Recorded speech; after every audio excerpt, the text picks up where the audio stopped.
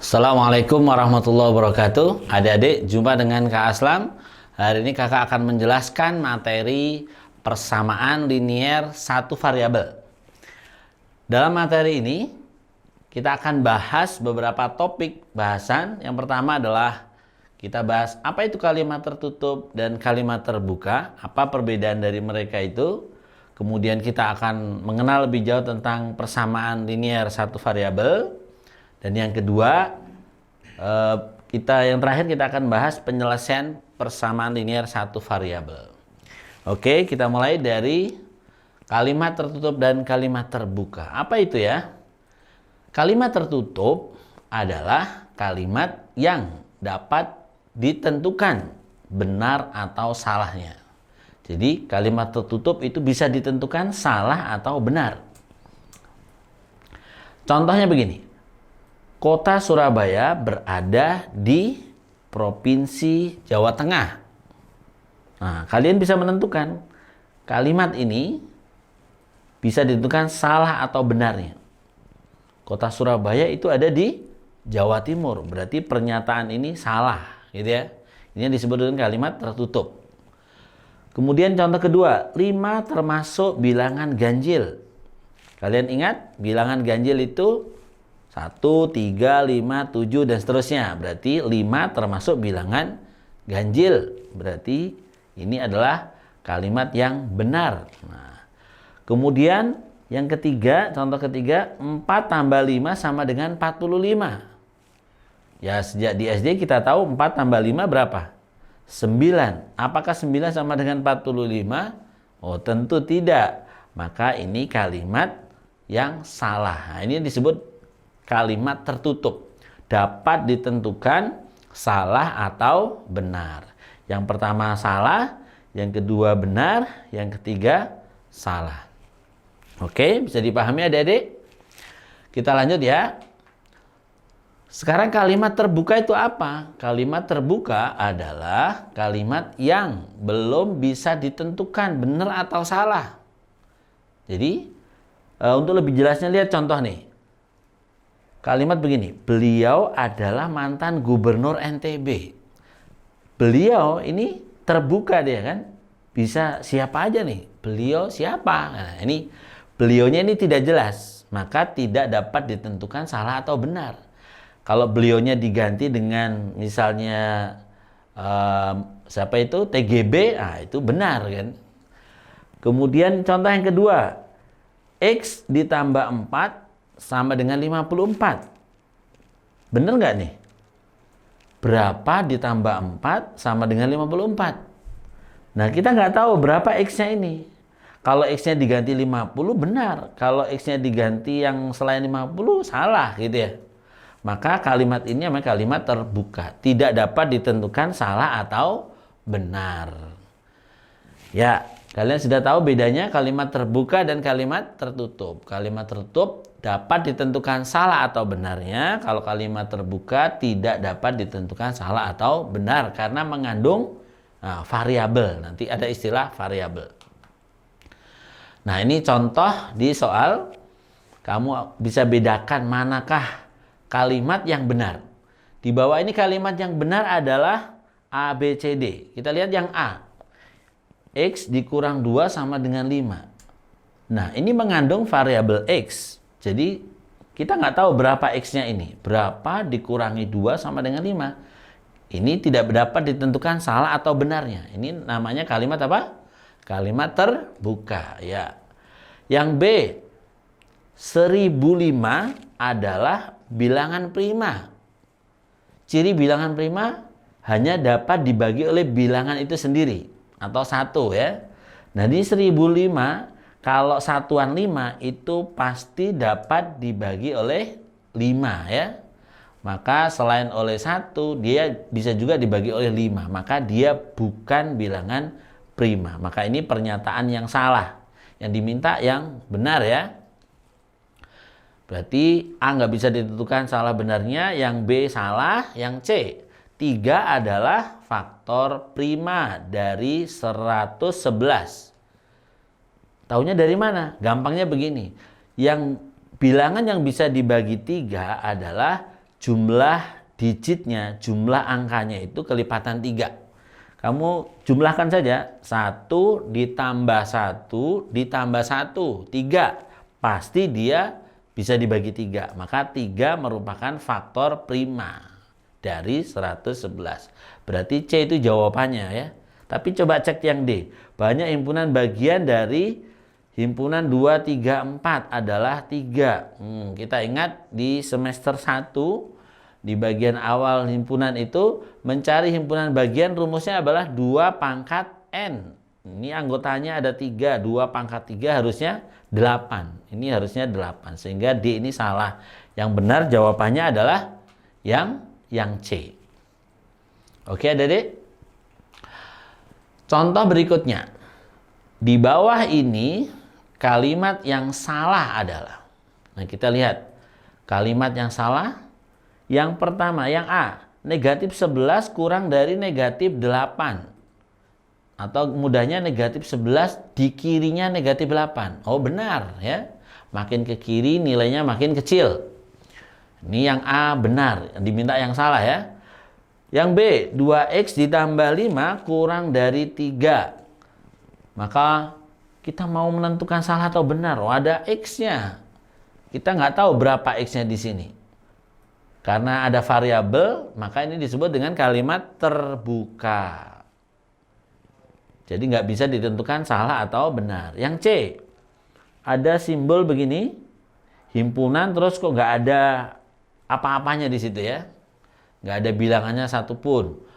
Adalah lambang himpunan kosong. Ya, kalau kalian ingat materi himpunan, ini adalah pernyataan yang benar ya. Pernyataan yang benar. Ini namanya himpunan kosong.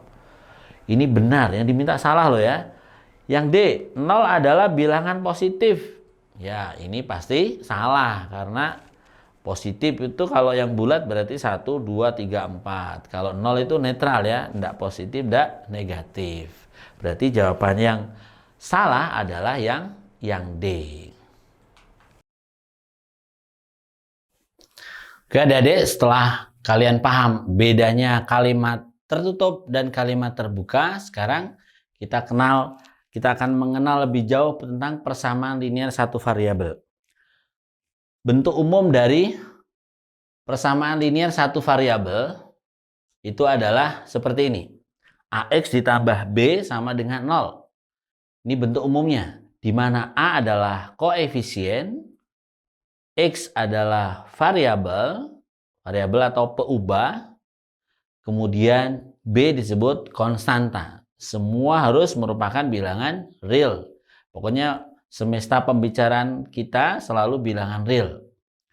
Dan ada syarat lagi di mana A ini nggak boleh 0 ya. Kalau 0 dia nanti jadi B doang begini. Nah, itu bukan persamaan linear satu variabel. Ingat-ingat ya. A yang di depan variabel itu namanya koefisien. Kalau yang nggak ada X-nya dia namanya konstanta. Ini bentuk umumnya. Kemudian contoh untuk lebih memahami bentuk umum itu, kita lihat nih, ada cerita si ibu itu punya 20 permen. Permen tersebut diberikan kepada 3 anaknya. Sama banyak. Banyak permennya diberikan itu sama banyak. Permen ibu sekarang tinggal 11 buah. Tuliskan dalam kalimat matematika. Dalam persamaan linear satu variabel tentunya. Nih ada petunjuknya. Misalkan saja X itu adalah banyaknya permen yang diberikan oleh ibu itu kepada ketiga anaknya. Awalnya 20, kemudian diberikan ketiga anaknya. Dan banyak permennya adalah X. Maka nanti 3 dikalikan X. Nanti sisanya 11. Maka bisa dituliskan seperti ini. 20 dikurang 3 kali X. X banyaknya permen. Nanti sisanya 11. Nah, min 3X ini nanti disebut dengan koefisien. X disebut variabel yang bisa dicari. Kemudian 20 sama 11 bisa dikumpulkan menjadi konstanta. Ya. Nah inilah persamaan matematika atau persamaan linear satu variabel dari soal ini. Oke, untuk lebih jelasnya kita akan lanjut bagaimana menyelesaikan persamaan linear satu variabel. Penyelesaian dari persamaan linear satu variabel, baik variabelnya X, Y, atau huruf yang lain, itu adalah nilai yang memenuhi persamaan tersebut. Jadi penyelesaian itu adalah nilai yang memenuhi persamaan tersebut. Contohnya begini. Penyelesaian dari 3X dikurangi 4 sama dengan 2.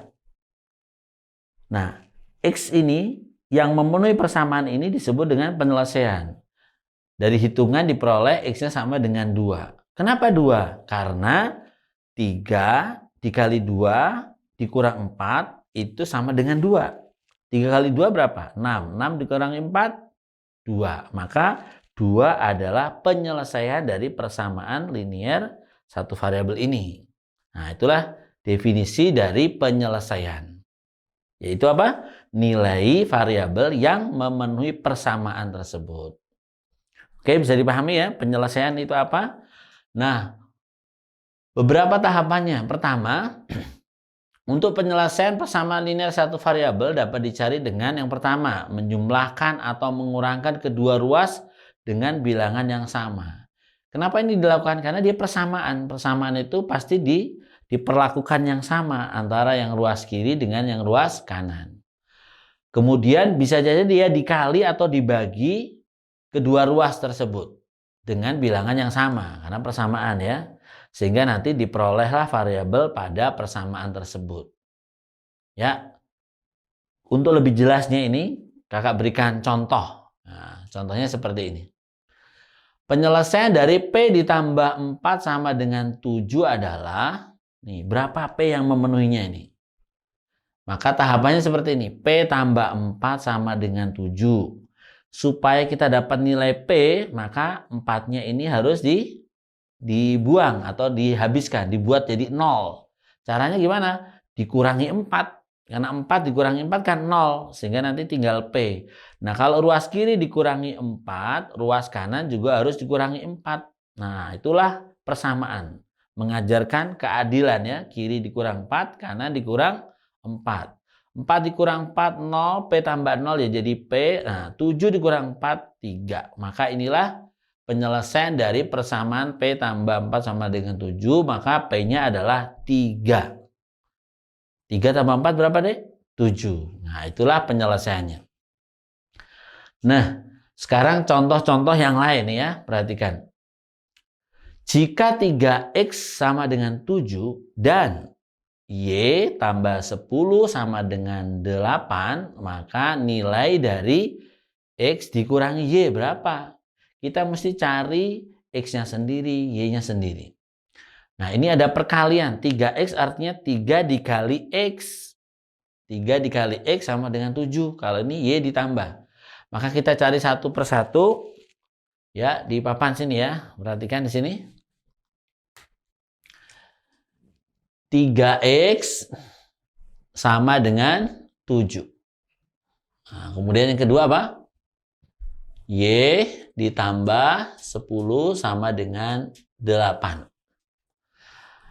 Maka dengan cara penyelesaian tadi, ini dikali 3 dikali X. Kita butuhnya kan X. Berapa sih nilai X-nya itu? Kita bagi kedua ruas dengan 3. Karena supaya jadi 1 ya. Supaya jadi 1X, maka 3-nya harus dibagi dengan 3. Kiri dibagi 3, kanan dibagi 3. Maka 3 bagi 3, 1. 1 tidak ditulis. 7 dibagi 3. Nah, ini 7 dibagi 3. Kalau diubah ke pecahan campuran, 7 dibagi 3 berapa? Wow, pecahan ya. Bisanya 6 nih. 6 bagi 3 berapa? 2. Masih sisa 1. Nah, masih sisa 1. Berarti 2, 1 per 3. Itulah nilai dari X ya. Nah, X-nya dapat. Nah, sekarang yang Y-nya berapa Y-nya? Y tambah 10 sama dengan 8. Maka kita pengen dapat nilai Y-nya saja. Nilai Y-nya ini berapa? Maka 10-nya mesti dijadikan 0. Dikurangi. Kedua ruas dikurangi dengan 10. Nah, kedua ruas dikurangi dengan 10. 10 dikurangi 10 jadi 0, nggak usah ditulis. Kemudian 8 dikurangi 10, berapa? 8 dikurangi 10 jadinya negatif 2. Jadi itulah nilai Y-nya. Y-nya negatif 2, X-nya 2/3. Nah, sekarang pertanyaannya apa di soal? Pertanyaannya adalah X dikurangi Y. X dikurangi Y. Kita tinggal tulis X-nya adalah 2/1/3 dikurangi negatif 2. Hati-hati ya, negatif. Ini dikurang negatif. Min ketemu min apa? Plus jadinya. 2/3 ditambah ya. Min kali min jadi plus ditambah 2. Cara mudahnya ya, yang bulat sama yang bulat. 2 ditambah 2. Berapa? 4. Nah, terus pecahannya gimana? Tulis saja. 4/1/3. Nah, inilah jawaban dari pertanyaan ini. Oke, sehingga jawabannya di situ yang tersedia adalah yang D ya. Oke. Oke, semoga kalian bisa paham ini. Kita lanjut ya. Contoh berikutnya. Nilai A dari persamaan ini adalah berapa? Nilai A dari persamaan 4A dikurang 5 sama dengan 7 dikurangi 2A. Untuk mendapatkan penyelesaian dari persamaan ini, kita cari nilai A-nya. Ya, perhatikan di papan sini. 4A dikurangi 5 sama dengan 7 dikurangi 2A. Oke, caranya kumpulkan yang sesama ini, yang mengandung variabel A. Boleh dipindah kiri, boleh pindah ke kanan. Ini kalau sudah terbiasa, nanti operasi kayak gini boleh disingkat ya. Misalnya kayak gini. Y ditambah 10 sama dengan 8. Kiri kurang 10, kanan kurang 10. Kalau mau cepat langsung pindah gitu. Seolah dipindah ya. Plus pindah kanan jadi apa? Min. Jadi kalau tambah nanti jadi kurang. Kalau kurang jadi tambah. Asal pindah ruas berubah. Tambah jadi kurang, kurang jadi tambah. Kalau kali jadi bagi. Nah, bagi jadi kali gitu. Nah, seperti ini juga langsung kalau kita gunakan 4A ini min 2A. Dikumpulin ke sebelah kiri. Nah, umumnya variabel ditaruh di sebelah kiri. 4A-nya tetap jadi apa-apain 4A, kemudian min 2A pindah kiri. Kalau min pindah ruas, nah ini pindah ruas jadi apa? Plus 2A. Oke, min jadi plus. Kemudian 7-nya di copy paste saja. Nah, yang min 5 yang konstanta ini kita kumpulkan. Nah, pindah ke kanan. Min jadi apa? Plus 5. Nah, 7 ditambah 5 sama dengan berapa? 12. Sedangkan 4A ditambah 2A. Sudah belajar aljabar, tahulah ya. 4A tambah 2A adalah 6A. Oke, 6A. Sehingga nilai A-nya bisa diperoleh sama dengan berapa? Ya, 6 dikali A sama dengan 12. Kalau dikali nanti jadi apa? Bagi. Jadi kedua ruas dibagi 6. Ini 6 bagi 6 1. Ini 12 dibagi dengan 6. Berapa 12 dibagi 6? Ya, 12 bagi 6 adalah 2. Jadi penyelesaiannya adalah A sama dengan 2. Oke, di sini jawaban yang tepat adalah yang B ya. Oke, semoga ada yang bisa pahami ini beberapa contoh penyelesaian dari persamaan linear satu variabel. Adik-adik, kita lanjut contoh yang lebih seru ya. Nah, kalau tadi beberapa contoh yang agak sederhana, sekarang nih contohnya ada pecahan-pecahan gitu ya. Nilai X yang memenuhi persamaan ini berapa? Nah, kita selesaikan nih persamaan linear. Satu variabelnya cuma X, cuman ditulis dalam bentuk pecahan. Yuk, perhatikan di sini. 2X ditambah 3 dibagi 4X dikurang 1 sama dengan 3/4. Kita ingat kalau ada pecahan gini, persamaan pecahan boleh dikali silang ya. Ini kali silang sana. Ini kali silang. Maka kita bisa tuliskan 4 dikali Ini kalau pelan-pelannya begini, 4 dikali 2x ditambah 3 sama dengan, ini dikalikan 3. 3-nya ditulis, ya, 4x dikurang 1. Kurung buka ini artinya kali ya. Maka kita kalikan nih. Kalikan 1 per 1. 4 dikali 2x jadinya 8x. 4 dikali 3 berapa? 12 sama dengan 3 dikali 4 12 ya, 12x, 4x. 3 dikali negatif 1 adalah negatif 3. Nah, kalau sudah dapat seperti ini, seperti tadi contoh sebelumnya, yang mengandung variabel kita kumpulkan di sebelah kiri. Oke, di sini 8x di copy paste saja. Kemudian 12 dipindah ke kiri. Ini positif sebenarnya nggak ditulis. Nah, pindah ke kiri jadi min. Nah, 12x. Nah, di sini tersisanya min 3. Negatif 3 atau min 3. Kemudian 12-nya ini kumpulkan di sebelah kanan ya. Ini tambah jadi kurang atau plus jadi min. Nah, di sini min 12. Oke, bisa dipahami deh ya? Kumpulkan variabelnya di kiri, terus konstantanya di kanan. Nah, kalau sudah, ini 8x dikurangi 12x. 8 kurang 12, selisihnya 4. Tapi yang besar, min 12. Berarti ikut yang besar tandanya. Min 4x. Sama dengan, nih, utang 3, utang lagi 12. Min berapa? Min 3 tambah 12, 15. Jadi utangnya nambah 15. Maka nilai X-nya berapa yuk? Ini artinya negatif 4 dikali X sama dengan negatif 15. Kalau kali itu jadi apa? Bagi. Maka negatif 15 dibagi dengan negatif 4. Negatif bagi negatif positif. Hasilnya pasti positif ya. Positif ya nggak ditulis. Ini saya tulis nih. 15 dibagi 4 berapa? Taunya 4 kali 3, 12. 4 kali 4, 16. Berarti 4 kali 3, 12. Masih sisa berapa tuh? 15 kurang 12, sisa 3.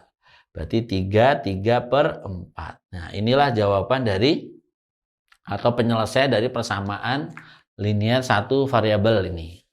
Oke, cukup menarik soalnya. Nah, jawabannya berarti yang D ya. Oke, yang D. Bisa dipahami ya? Oke, kemudian contoh terakhir nih. Nah, terakhir contoh. Panjang suatu kerangka balok 2 kali tingginya. 2 kali dari tingginya. Dan lebar balok 3 cm lebih ya, lebih 3 cm dari tingginya. Bila tinggi balok itu adalah X cm, jadi udah diketahui di sini tinggi baloknya dimisalkan X dalam centimeter, panjang rusuk kerangka balok itu berapa? Kita gambarkan nih biar jelas ya. Kerangka balok. Nih, kalau gambarkan di sini, ini kalau ada balok nih. Gambar balok.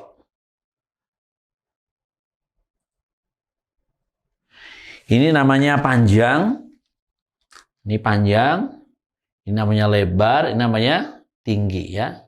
Biasanya kalau bangun ruang selalu ada rusuk yang tidak kelihatan. Nah, digambar putus-putus begini. Nah, panjangnya itu ada 1, 2, 3, 4. Panjangnya ada 4. Lebarnya 1, 2, 3, 4. Lebarnya juga ada 4. Tingginya juga ada 4 tuh. Maka kalau diminta panjang kerangka balok, rumusnya kita ingat. Panjang kerangka balok. Panjang kerangka balok gitu ya. Sama dengan jumlahkan seluruh rusuknya itu. Karena masing-masing itu punya 4 bagian. Maka 4 kali panjang, 4 kali lebar. Atau digabung gini. 4 kali panjang ditambah lebar ditambah tinggi.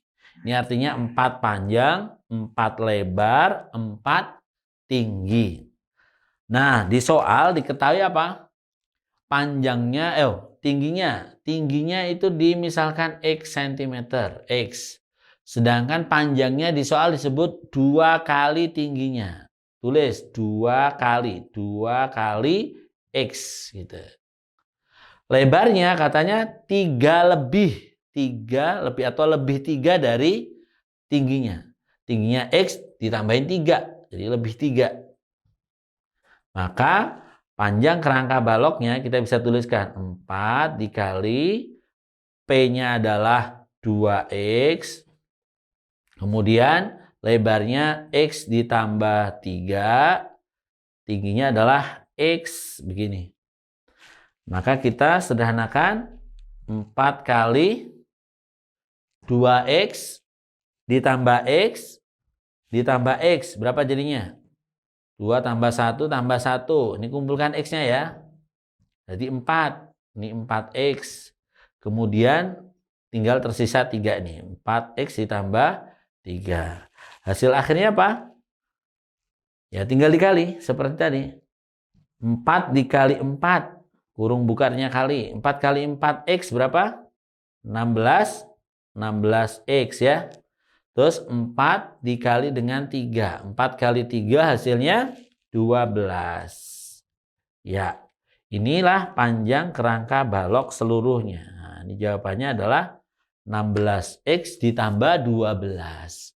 Di sini yang tersedia pilihannya adalah yang C ya. Oke, ini jawabannya yang C. Ini contoh terakhir dari persamaan linear satu variabel. Semoga adik-adik bisa memahaminya dengan baik. Kalau ada yang tidak jelas silahkan ditanyakan ke kakak pengajar di kelasnya. Kita akhiri dengan hamdalah, alhamdulillah. Terima kasih atas perhatiannya. Lalu semangat belajar. Karena belajar adalah kewajiban kita. Kewajiban kepada Allah, kepada orang tua, amanah dari orang tua ya. Kita tutup. Assalamualaikum warahmatullahi wabarakatuh.